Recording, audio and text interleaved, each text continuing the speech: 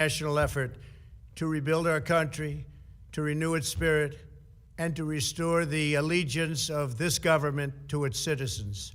In short, we embarked on a mission to make America great again for all Americans. As I conclude my term as the 45th President of the United States, I stand before you truly proud of what we have achieved together. We did what we came here to do, and so much more. This week, we inaugurate a new administration and pray for its success in keeping America safe and prosperous. We extend our best wishes, and we also want them to have luck, a very important word. I'd like to begin by thanking just a few of the amazing people who made our remarkable journey possible. First, let me express my overwhelming gratitude for the love and support of our spectacular First Lady, Melania. Let me also share my deepest appreciation to my daughter Ivanka, my son-in-law Jared, and to Barron, Don, Eric, Tiffany, and Lara. You fill my world with light and with joy. I also want to thank Vice President Mike Pence, his wonderful wife Karen, and the entire Pence family. Thank you as well to my Chief of Staff, Mark Meadows, the dedicated members of the White House staff, and the cabinet, and all of the incredible people across our administration who poured out their heart and soul to fight for America. I also want to take a moment to thank a truly exceptional group of people, the United States Secret Service. My family and I will forever be in your debt. My profound gratitude as well to everyone in the White House Military Office, the teams of Marine One and Air Force One, every member of the armed forces, and state and local law enforcement all across our country. Most of all, I want to thank the American people. To serve as your president has been an honor beyond description. Thank you for this extraordinary privilege, and that's what it is, a great privilege and a great honor. We must never forget that while Americans will always have our disagreements, we are a nation of incredible, decent, faithful, and peace-loving citizens who all want our country to thrive and flourish and be very, very successful and good. We are a truly magnificent nation. All Americans were horrified by the assault on our Capitol. Political violence is an attack on everything we cherish as Americans. It can never be tolerated. Now more than ever, we must unify around our shared values and rise above the partisan rancor and forge our common destiny. 4 years ago, I came to Washington as the only true outsider ever to win the presidency. I had not spent my career as a politician, but as a builder looking at open skylines and imagining infinite possibilities. I ran for president because I knew there were towering new summits for America just waiting to be scaled. I knew the potential for our nation was boundless as long as we put America first. So I left behind my former life and stepped into a very difficult arena, but an arena nevertheless with all sorts of potential if properly done. America had given me so much, and I wanted to give something back. Together with millions of hardworking patriots across this land, we built the greatest political movement in the history of our country.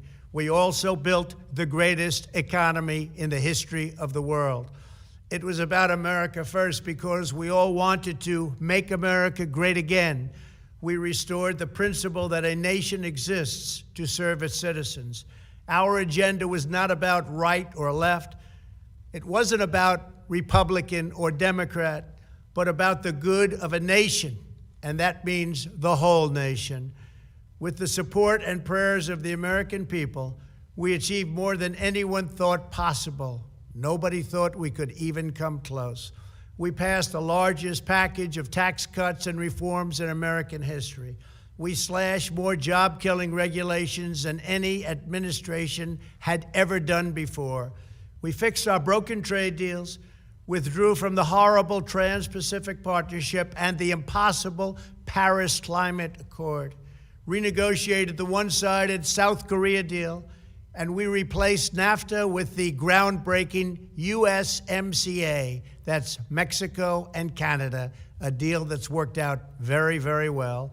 Also, and very importantly, we imposed historic and monumental tariffs on China, made a great new deal with China. But before the ink was even dry, we and the whole world got hit with the China virus. Our trade relationship was rapidly changing. Billions and billions of dollars were pouring into the U.S., but the virus forced us to go in a different direction.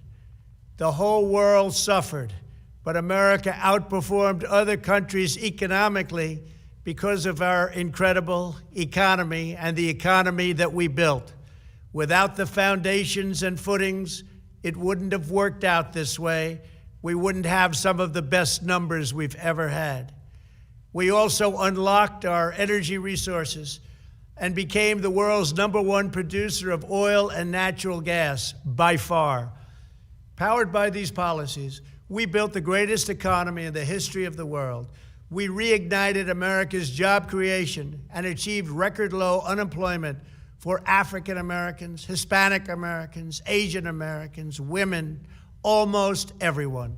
Income soared, wages boomed, the American dream was restored, and millions were lifted from poverty in just a few short years. It was a miracle.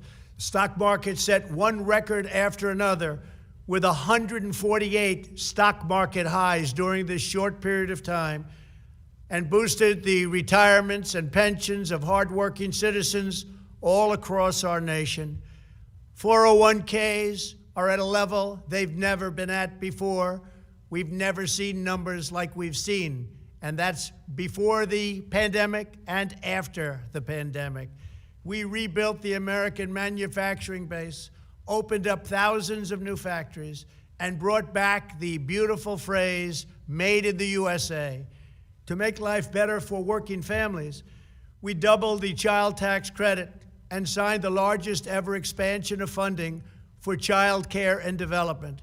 We joined with the private sector to secure commitments to train more than 16 million American workers for the jobs of tomorrow. When our nation was hit with the terrible pandemic, we produced not one, but 2 vaccines with record-breaking speed, and more will quickly follow. They said it couldn't be done, but we did it.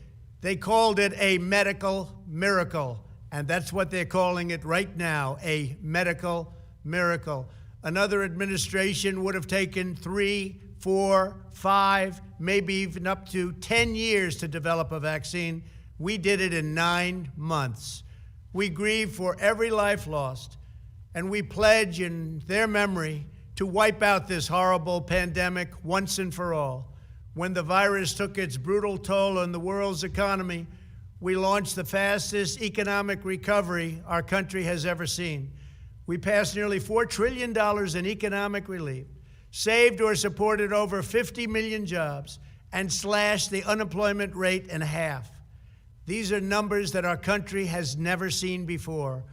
We created choice and transparency in healthcare, stood up to Big Pharma in so many ways, but especially in our effort to get favored nations clauses added, which will give us the lowest prescription drug prices anywhere in the world.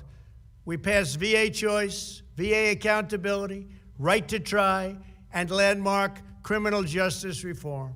We confirmed 3 new justices of the United States Supreme Court. We appointed nearly 300 federal judges to interpret our Constitution as written. For years, the American people pleaded with Washington to finally secure the nation's borders. I am pleased to say we answered that plea and achieved the most secure border in U.S. history. We have given our brave border agents and heroic ICE officers the tools they need to do their jobs better than they have ever done before, and to enforce our laws and keep America safe. We proudly leave the next administration with the strongest and most robust border security measures ever put into place.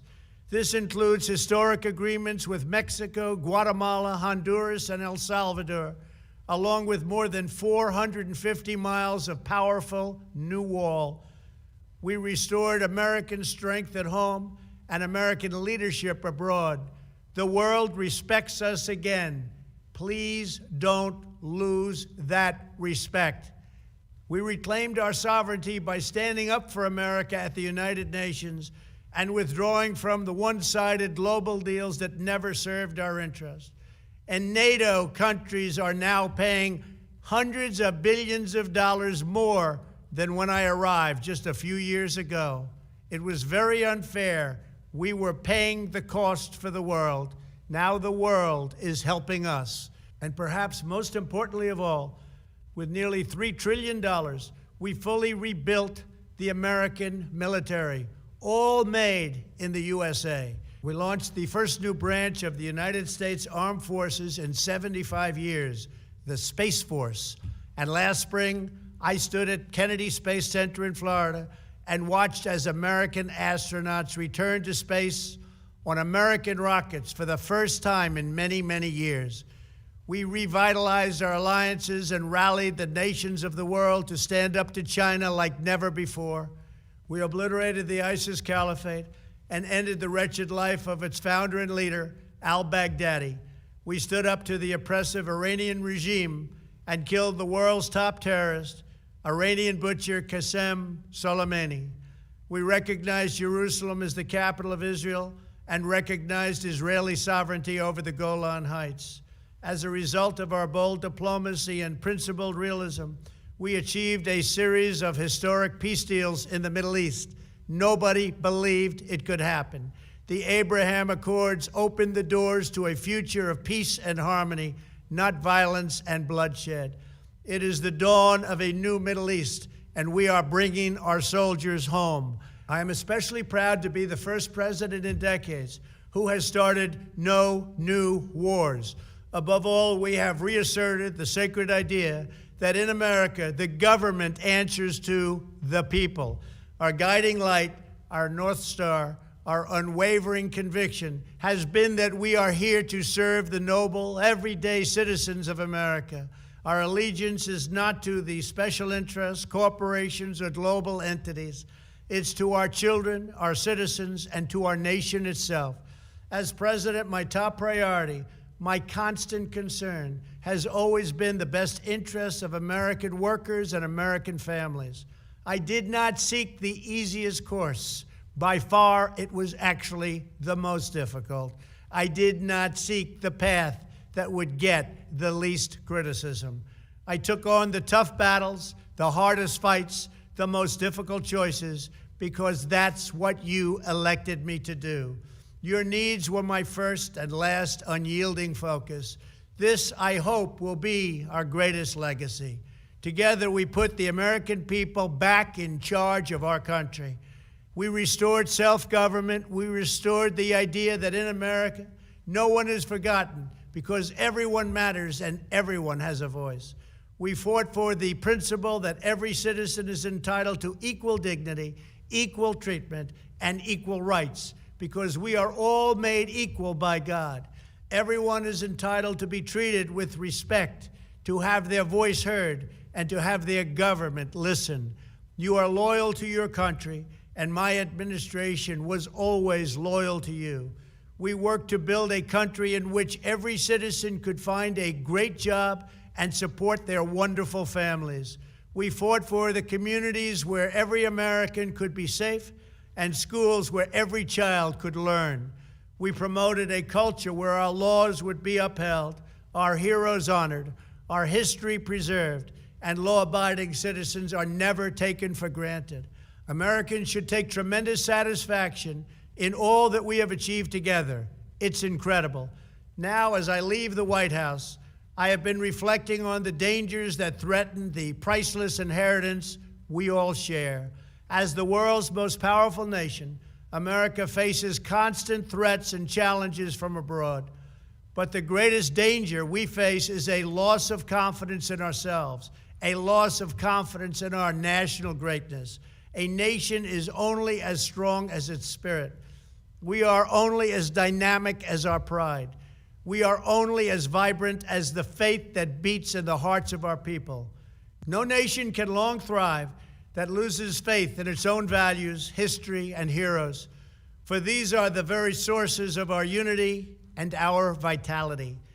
What has always allowed America to prevail and triumph over the great challenges of the past has been an unyielding and unashamed conviction in the nobility of our country and its unique purpose in history. We must never lose this conviction. We must never forsake our belief in America. The key to national greatness lies in sustaining and instilling our shared national identity. That means focusing on what we have in common, the heritage that we all share. At the center of this heritage is also a robust belief in free expression, free speech, and open debate. Only if we forget who we are and how we got here could we ever allow political censorship and blacklisting to take place in America. It's not even thinkable. Shutting down free and open debate violates our core values and most enduring traditions. In America, we don't insist on absolute conformity or enforce rigid orthodoxies and punitive speech codes. We just don't do that. America is not a timid nation of tame souls who need to be sheltered and protected from those with whom we disagree. That's not who we are. It will never be who we are. For nearly 250 years, in the face of every challenge, Americans have always summoned our unmatched courage, confidence, and fierce independence. These are the miraculous traits that once led millions of everyday citizens to set out across a wild continent and carve out a new life in the Great West. It was the same profound love of our God-given freedom that willed our soldiers into battle and our astronauts into space. As I think back on the past 4 years, one image rises in my mind above all others. Whenever I traveled all along the motorcade route, there were thousands and thousands of people. They came out with their families so that they could stand as we passed and proudly wave our great American flag. It never failed to deeply move me. I knew that they did not just come out to show their support of me. They came out to show me their support and love for our country. This is a republic of proud citizens who are united by our common conviction that America is the greatest nation in all of history. We are and must always be a land of hope, of light, and of glory to all the world.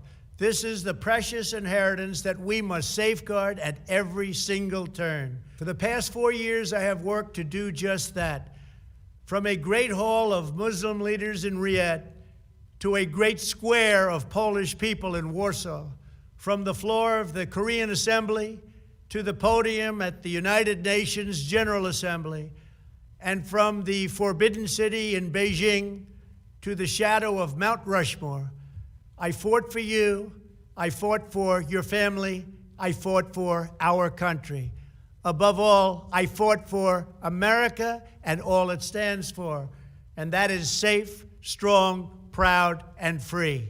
Now, as I prepare to hand power over to a new administration at noon on Wednesday, I want you to know that the movement we started is only just beginning.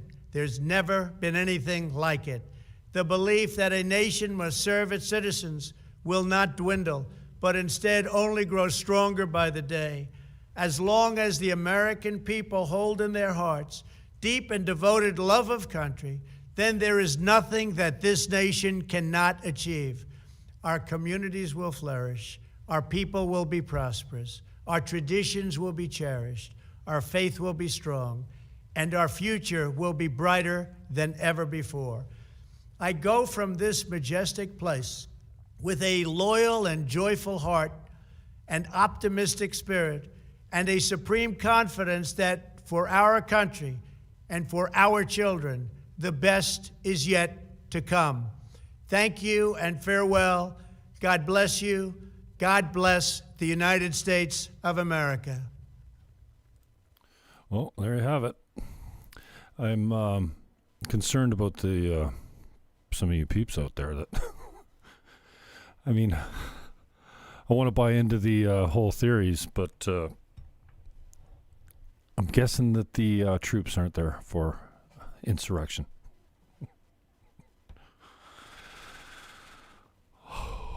I carried that one on delay. That was from the White House's YouTube account. What up, fake book? Twatter on Periscope through at Jim Fannon through the Jim Fannon Show. We're broadcasting on YouTube at the Trew.Tube channel right now and DLive, Twitch, the usual. All right, well, that's it from Donald Trump's last message. I guess he just released that recently. Did he make a statement last night as well? I'm not sure. I didn't carry that if he did. Or is this from last night? It's a new day, and, man, my heart breaks for America, man. I hope it doesn't go down in flames.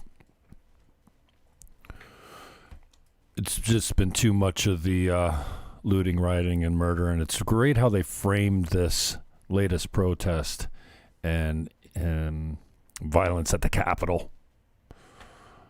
It, a few weirdos got out of hand unnecessarily, and driven seemed to be by leftists, some of them, Antifa guys that are now in jail for inciting.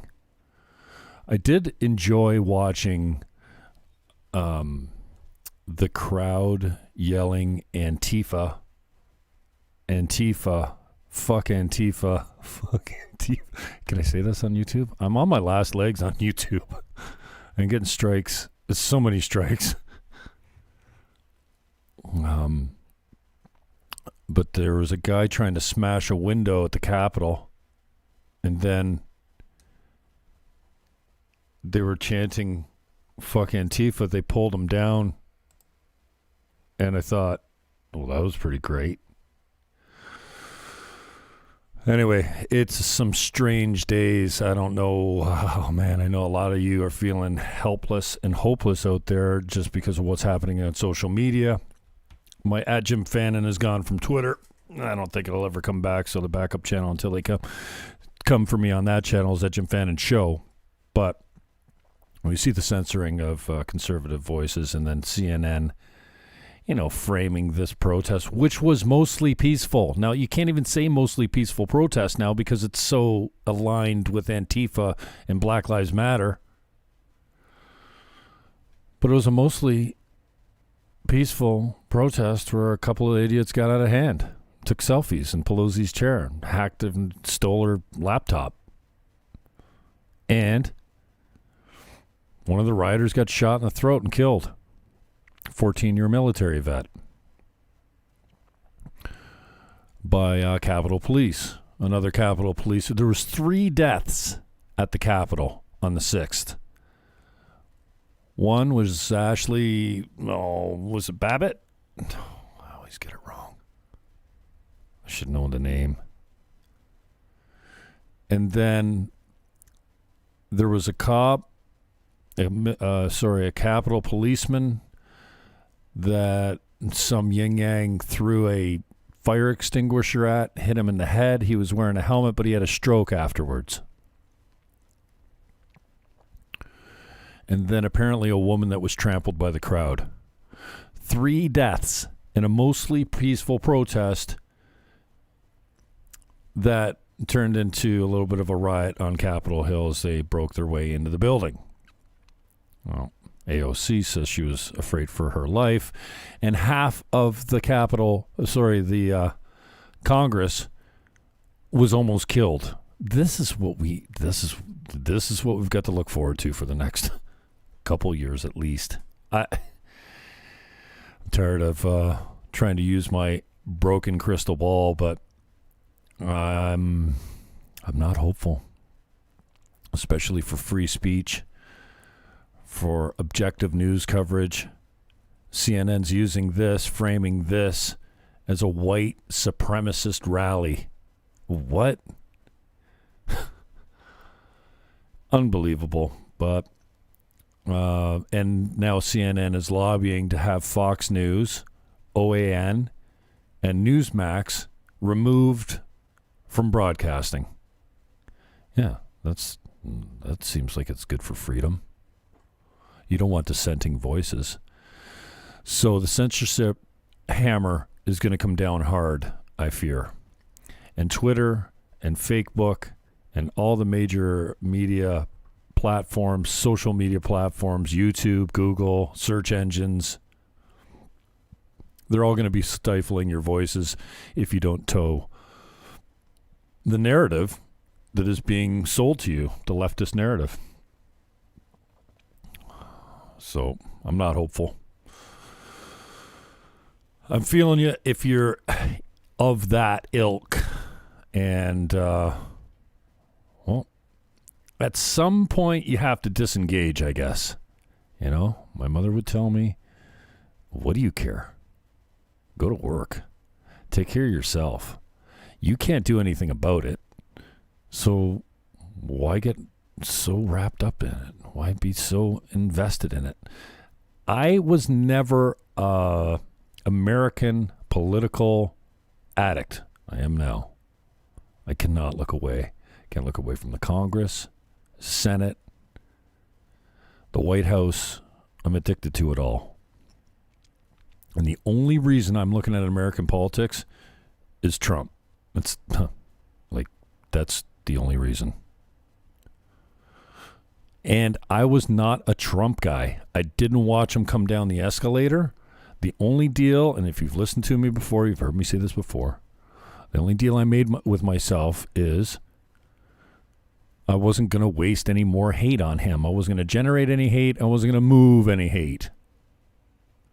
So I gave him room, and then he started endearing me with his humor and his non-political correctness, his anti-establishment ways, his taking on of the big pharma, the way he dealt with China, what he did with the wall. You know, it's funny that Biden's talking about tearing down the wall.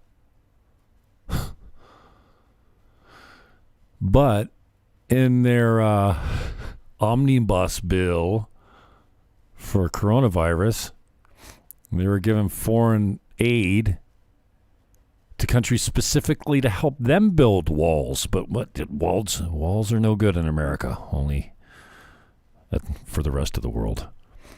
And then if walls aren't so good, have you seen Congress lately? Have you seen Washington, D.C.? It's got a cement and plexiglass and wire wall around the whole thing. And there's 30,000 troops there. Oh, why? Because some people marched on the Capitol? Well, how many people? A couple 100,000 maybe? Oh, yeah, you're expecting riots. I don't know what tomorrow's going to bring. I'm a little apprehensive. I don't think the right's going to come out. I don't see the right as being all that violent. The left is violent. So 3 deaths at the Capitol on January 6th. Almost 50 killed in Black Lives Matter riots and Antifa riots. $1 billion in private property damage. There's at least 35 accounted for murders directly attributed to the riots in the summer over the last 9 months, of which no Democrat ever spoke out against. Maybe this was the whole plan. I called for the Insurrection Act when they occupied the zone in Seattle. When Chaz was set up, I'm like, roll the tanks, flatten those fucks. But my conservative friends on Twitter said to me, no, you got to let this play out. He's letting them burn themselves to the ground so that, you can see what happens when you have lawlessness in a democratically run city or state. And take note, these riots and most of the hot spots of coronavirus were all in democratically run cities and states. The worst of the rioting and the epicenters of the deaths are all laid at the feet of Democrats. And, I should add, mainstream media. who cheered them on and reported falsely. You remember seeing CNN stand in front of a burning building? Yeah, a business. I think it was a car lot on fire. All the cars on fire. And they're saying, well, it's, mostly peaceful. The delusion, the ideological possession of the left, of which, it was a Green Party candidate, but that's before they were crazy, nuts, and riotous, murdering thugs. But you know who gets the thugs label now? Is the white supremacists that stormed the Capitol and put all the politicians' lives at risk. It's unbelievable how some people can be so detached from reality and so hypocritical when it comes to their own version of riots is fine. Portland, New York, L.A., Minneapolis. It's a mess, an absolute mess. And I don't think that old feeble man is going to have the energy, the leadership, or the strength to stand up to any world leaders that want to take on the USA. So I have no idea. No idea what's going to come. But I can tell you this. I'm disappointed from the fact that,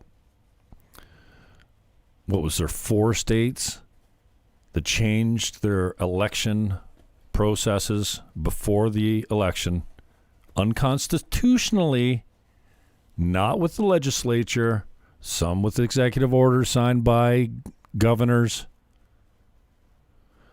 that just said, we're going to mail everyone a ballot, you mail it back, and we'll count it. That is not, you can't change the rules of a federal election without the legislature. And in some cases, in Pennsylvania, not only does the legislature need to ratify it, I think the people need to vote on it. I could be wrong on that. But I don't get how you can essentially rig an election for the Democrats by changing the way the votes are cast, counted. Don't even get me started on Dominion. I don't know if there's a smoking gun there, but I know that if you brought a challenge before the Supreme Court and go, listen, Pennsylvania broke their own constitution and the Constitution of the United States by changing the election laws before the election.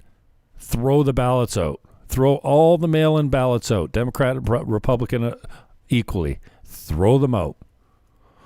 Recount without mail-ins. But I'm not a lawyer. I don't play one on Facebook. And I wasn't really planning on coming out here. I'm on a Netflix bender right now. Well. But I think I'll be back tomorrow. Tomorrow I might carry some stuff. But Thursday night, 7 p.m., I'll be here with the Jim Fannon Show. I got a bunch of clips we're going to run through. Last Thursday, I giggled my way off the show. It was pretty wicked. We had some fun with it. I don't know where I got the giggles from at the end. Oh, it was that guy with the condom, the guy with the gas mask on his head walking out of Congress. Fucking coward. So Thursday night we'll be here at 7 p.m. Usually I'm live. 2 weeks ago I faked it and recorded it early in the morning and then replayed it for you and tricked you into thinking it was live. I'm sorry about that. Jennifer, no, I'm on Mindhunter. I call it Mindfucker, actually, because, my brother got me on this. He hadn't watched it yet. And I'm like, dude.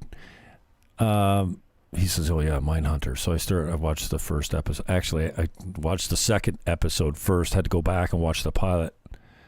And then, so whenever I got a couple episodes in me, but I texted him, or I called him back. I'm like, Mindfucker? Dude, do you have anything a little bit more inspiring, uplifting, funny, positive in these dark days? I don't need any more Punisher or Daredevils where everyone gets murdered in weird sadistic waste. Not good for my headspace, dudes. Johnny English, eh? I'll check it. Anyway, I'm not sure what tomorrow brings.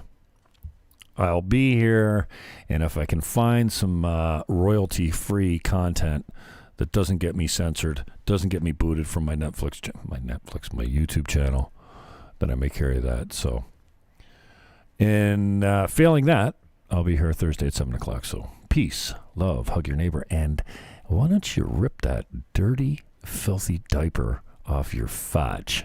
Because it's not working. It's probably making things worse.